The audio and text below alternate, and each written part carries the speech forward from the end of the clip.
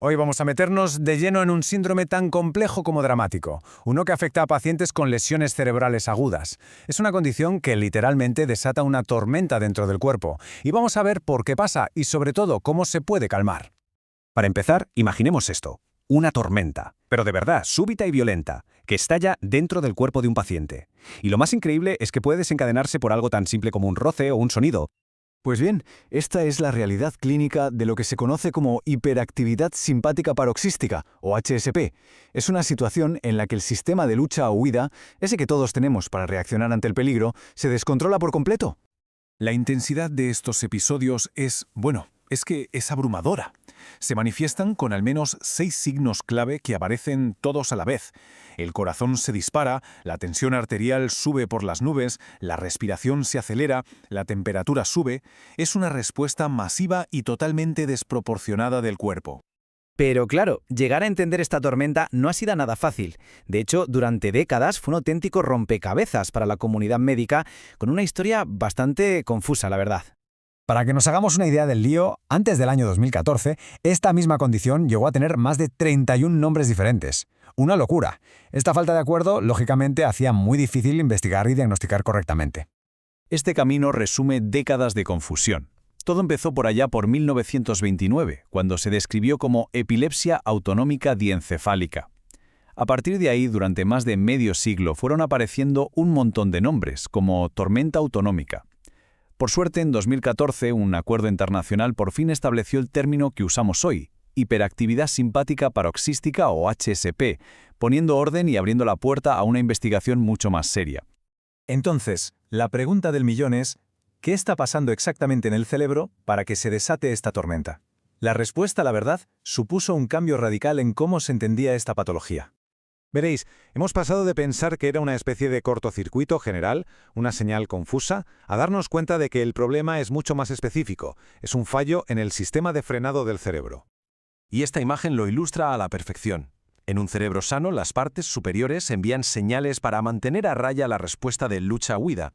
Pero, tras una lesión cerebral, esas vías de freno se dañan. ¿El resultado? Los circuitos de la médula espinal se quedan sin control y reaccionan de forma exagerada ante el más mínimo estímulo. Vale, con toda esta complejidad, ¿cómo pueden los profesionales sanitarios estar seguros de que se trata de esta tormenta interna y no de otra cosa? Pues la clave fue justo esa. Había que pasar de la simple observación, que puede ser muy subjetiva, a usar una herramienta que fuera igual para todos, algo estandarizado y objetivo. Y para eso se creó la PSHAM, que es la herramienta de diagnóstico moderna. Funciona como una especie de checklist, una lista de verificación, donde el personal clínico va puntuando la presencia de ciertos rasgos. Por ejemplo, se mira si los síntomas aparecen a la vez, si los episodios son repentinos o si se mantienen en el tiempo después de la lesión. Si la puntuación final es alta, es muy probable que estemos ante un caso de HSP. Pero ojo, el diagnóstico sigue siendo un desafío, porque la HSP es una gran imitadora. Puede parecerse a un montón de otras enfermedades graves como una sepsis o una embolia pulmonar. Por eso, herramientas como la PSHAM son tan importantes para poder diferenciarla. Bien, una vez identificada la tormenta, el siguiente paso es obvio. Hay que calmarla. Y el tratamiento no es una solución única, sino más bien una estrategia que ataca el problema desde varios frentes. Como la HSP tiene que ver con varios mecanismos del cuerpo, no existe una única pastilla mágica. Lo que se hace en la UCI es combinar 2 o 3 tipos de fármacos distintos para poder atacar el problema desde varios ángulos a la vez. Es un enfoque por pasos, muy estratégico. Se suele empezar con opiáceos para frenar la respuesta inicial. Luego se añaden betabloqueantes para controlar los efectos de la adrenalina. Fármacos como la gabapentina ayudan a calmar la sobreexcitación de las neuronas y otros actúan directamente sobre el cerebro para ponerle freno a todo el sistema. Y por último, las benzodiazepinas ayudan a controlar la rigidez y la agitación. Y claro, todo este conocimiento teórico tiene que aplicarse en el día a día, en la atención al paciente. Y aquí es donde entra en juego un colectivo profesional que está, literalmente, en primera línea de batalla. El personal de enfermería es la piedra angular en el manejo de la HSP. Son como detectives, porque son los primeros en detectar los síntomas, son protectores, porque minimizan los estímulos que provocan las crisis y también son educadores, porque ayudan a las familias a entender qué está pasando. Y esto es clave, porque un cuidado de enfermería experto se traduce directamente en una mejor recuperación para el paciente.